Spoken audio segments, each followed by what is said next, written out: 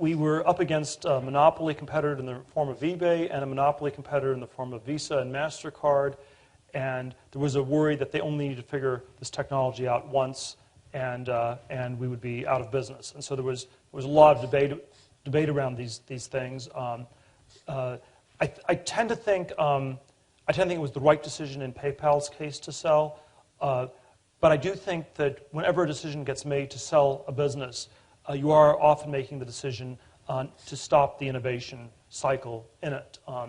And one of the questions that I've spent a lot of time thinking about as a venture capitalist is how these companies get founded. How long does the founding period last? And I think the founding period is the period when you have innovation. And once that's over, it sort of becomes a normal business that runs in a bureaucratic, mechanistic sort of a way. And it's a very important question. How long can one enable the founding in these companies to last? The classic example where people sort of cut the founding off too early, I would argue, would be Apple, where the judgment call the board at Apple in 1985 made was that computers were like Pepsi.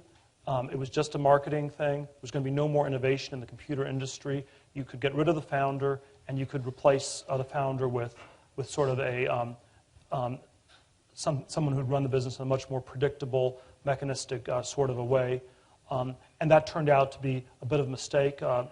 It's unusual for the founder ever to come back once these mistakes are made.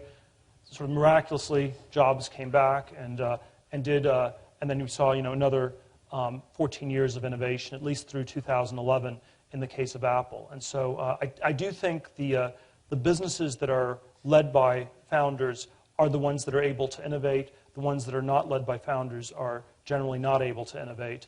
And if you are in favor of innovation, you have to figure out ways for founders to stay in control as long as possible and to avoid selling a business or substituting someone other than the founder in a CEO.